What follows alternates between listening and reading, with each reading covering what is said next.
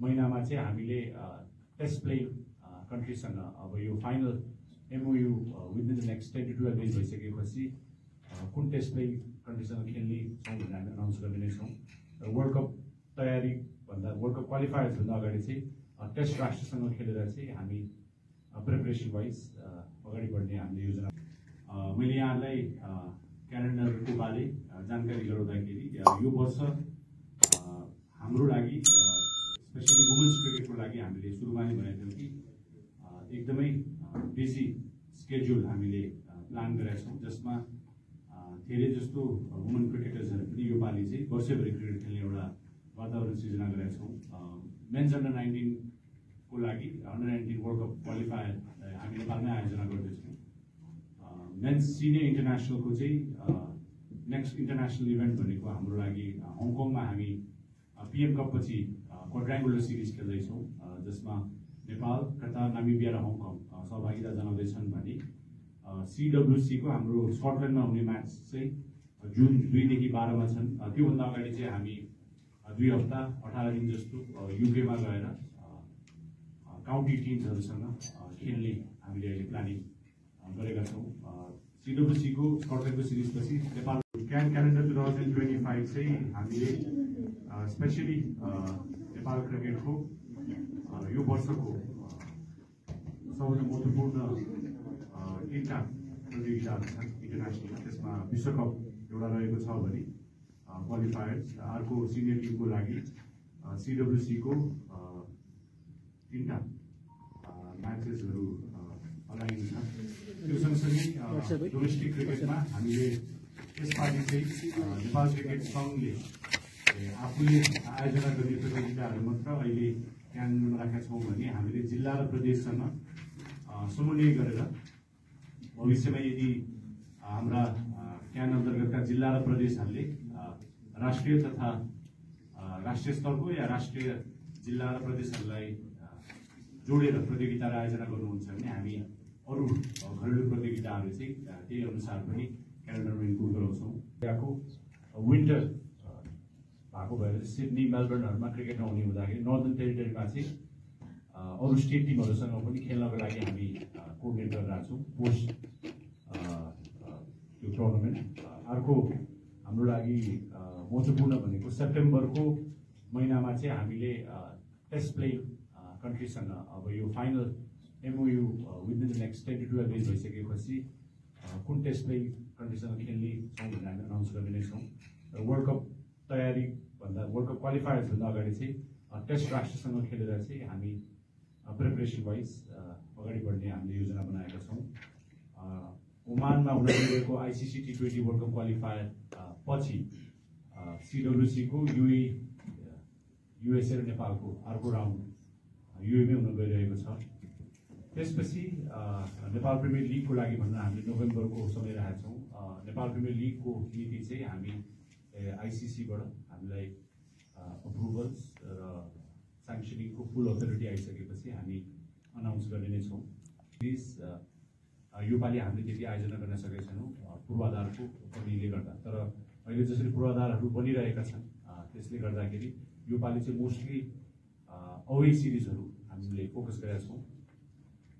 Domestic क्रिकेटको कुरा गर्ने हो भने अब यहाँहरूले जुन क्यालेन्डर बनाउनु भएको छ त्यसमा अब PM कप भोलिबाट सुरु हुन गइरहेको छ। अप्रिलमा हामीले PM कप सकेर चाहिँ राष्ट्रिय T20 च्याम्पियनसिप पनि आयोजना गर्छौँ। यो राष्ट्रिय T20 च्याम्पियनसिप चाहिँ भविष्यमा गएर नेपाल प्रिमियर लिगको लागि पनि र प्रदेशहरूलाई पनि आफ्नो खेलाडीहरूलाई T20 को लागि प्रिपेयर गर्नको लागि छनौट कार्यक्रम एउटा हुनेछ। 10औं राष्ट्रिय प्रतियोगिताको लागि भनेर पनि एउटा समन्वय गरेर टेन्टेटिभ डेट राखेका छौँ। 10औंको एक्ज्याक्ट टाइमलाइन आइसकेको छैन कि कहिले हुन्छ भनेर, तर राष्ट्रिय क्रिकेट परिषदसँग समन्वय गरेर चाहिँ यदि नेपालको राष्ट्रिय टिम त्यति बेला विदेश भ्रमणमा रहेको खण्डमा पनि हामीले यदि त्यसलाई अगाडि हुन्छ या पछाडि सारेर पनि प्रतियोगिता आयोजना गर्ने कोअर्डिनेसन भइरहेको छ। नेपाल A टिमलाई हामीले वुमेन अवे सिरिजहरू खेलाउनेछौँ। त्यसमा जुन जुन टिमहरूले हामीलाई अप्रुभल्सहरू दिनेछन् नेपाल आउनको लागि या बाहिर खेल्न जानको लागि, त्यही हिसाबले हामीले उहाँहरूलाई नेपालमा बोलाएर या A टिमलाई नेपालभन्दा बाहिर पठाएर हामी प्रिपरेसन गर्नेछौँ। अगस्तमा NPL को मिनी अक्सन हुनेछ भने सँगसँगै जुनमा चाहिँ NPL को रिटेन एन्ड रिलिज त्यो रिटेन एन्ड रिलिजको पोलिसीहरू हामीले बनाइसकेपछि यहाँ सामुन्ने हामी प्रस्तुत गर्ने नै छौँ। सेप्टेम्बरमा नेपालको ए टिमको हामीले बङ्गलादेश या इन्डियाको टुर पनि राखेका छौँ भने अक्टोबरमा चाहिँ प्रोभिन्सियल यदि कुनै प्रतियोगिताहरू छन् भने जिल्ला प्रदेशसँग समन्वय गरेर उहाँहरूले त्यो आयोजना गर्नुहुनेछ। डिसेम्बरमा एउटा नयाँ प्रतियोगिता महानगरपालिका कप भनेर 6वटा महानगरलाई हामीले जोडेर चाहिँ एउटा प्रस्तावित रूपमा हरेक वर्ष चाहिँ 6वटै महानगरमा प्रतियोगिता क्रिकेट सङ्घले नै आयोजना गर्ने भन्ने एउटा प्लान बनाएको छौँ। यसमा सुरुवात हामीले सायद वीरगञ्ज महानगरपालिकाबाट हामीले एउटा ग्रिन सिग्नल पाएका छौँ भने भविष्यमा हरेक वर्ष चाहिँ हरेक महानगरसँग समन्वय गरेर एउटा राष्ट्रिय स्तरको प्रतियोगिता पनि हामी आयोजना गर्ने प्लान गरेका छौँ।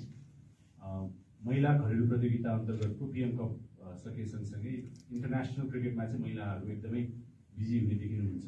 अहिले आजबाट नै युगान्डा, नेपाल, नामिबिया र हङकङको क्वाड्राङ्गुलर सिरिज भइरहेको छ भने यसपछि अप्रिल महिनामा हामीले भुटानमा हाम्रो नेपालको टिमलाई पनि पठाउने प्लान गरेका छौँ। ICC women's T20 world cup Asia qualifiers हुन गइरहेको छ, त्यसको लागि पनि तयारीको लागि भनेर हामीले नेक्स्ट यो मार्च अप्रिल मेलाई नै महिला क्रिकेटलाई चाहिँ निरन्तर रूपमा क्याम्प र ट्रेनिङमा राख्ने प्लान बनाएका छौँ। अर्को एउटा नयाँ प्रतियोगिता भनेको वुमेन्स इमर्जिङ टिम्सहरूले एसिया कप, त्यो पनि थाइल्यान्डमा जुनमा आयोजना हुन गइरहेको छ। त्यसमा पनि हामी सहभागिता जनाउँदैछौँ भने सेप्टेम्बरमा मलेसिया, नेपाल र UAE बीच हामीले मलेसियामै गएर ट्रायङ्गुलर सिरिज खेल्ने प्लान बनाएको छौँ। अक्टोबरमा श्रीलङ्कन क्रिकेट बोर्डसँग कोअर्डिनेट गरेर नेपालको वुमेन्स टिमलाई पनि श्रीलङ्का पठाउने प्लान बनाएको छौँ भने एन्ड अफ द इयर डिसेम्बरमा चाहिँ नामिबिया, UAE, नेदरल्यान्ड्स र युगान्डा र नेपाललाई चाहिँ नेपालमै बोलाएर हामीले खेलाउने प्लान गरेका छौँ। यो सँगसँगै अक्टोबरमा ECC मेन्स अन्डर-19 प्रिमियर कप छ। अन्डर-19 वर्ल्ड कप क्वालिफायर सकिसकेपछि त्यसपछि सेप्टेम्बरमा चाहिँ अन्डर-19 नेसनल क्रिकेट टुर्नामेन्ट हामी आयोजना गर्छौँ भने एन्ड अफ द इयर डिसेम्बरमा ECC मेन्स अन्डर-19 एसिया कप पनि छ। अन्डर-19 वुमेन्सको लागि चाहिँ हामीले अहिले अन्डर-16 र अन्डर-19 वुमेन्स दुइटैलाई टार्गेट गरेर चाहिँ सेप्टेम्बर महिनातिर हामीले स्कुल विद्यालय स्तरीय महिलाहरूको लागि च्याम्पियनसिप प्रतियोगिता सञ्चालन गर्ने प्लान गरेका छौँ। त्यस्तै गरी अक्टोबरमा चाहिँ अन्डर-19 को पनि एउटा नेसनल राष्ट्रिय प्रतियोगिता हामीले आयोजना गर्ने प्लान गरेका छौँ। अर्को हाम्रो ग्रासरुट क्रिकेट र एकदमै स्कुल र सानो तहबाट नै हामीले क्रिकेट डेभलप गर्नुपर्ने गरेर नेसनल स्कुल च्याम्पियनसिप भन्ने एउटा SLC सके लगतै SLCमा सहभागिता जनाउने हाम्रो भाइहरूको लागि पनि एउटा नेसनल स्कुल च्याम्पियनसिप भनेर हामी प्रतियोगिता आयोजना गर्दैछौँ, जसमा जिल्ला, प्रदेश र केन्द्रमा जोडिएर हामीले हरेक जिल्लामा लगभग टप जो हुन्छ जिल्लाको त्यो नेपाल क्रिकेट सङ्घ अन्तर्गत हरेक जिल्लाको स्कुलको विनरले चाहिँ जिल्ला बिचको म्याचेस खेलेर पछि प्रदेशको जो विनर हुन्छ प्रदेश बिचको विनर चाहिँ नेसनल स्कुल च्याम्पियनसिप भएर चाहिँ यो प्रतियोगिता सकुन्जेलसम्म देशबाट नै छानिएर सर्वोत्कृष्ट एउटा नेसनल स्कुल च्याम्पियन चाहिँ हामी अर्गनाइज गर्ने क्रममा छौँ।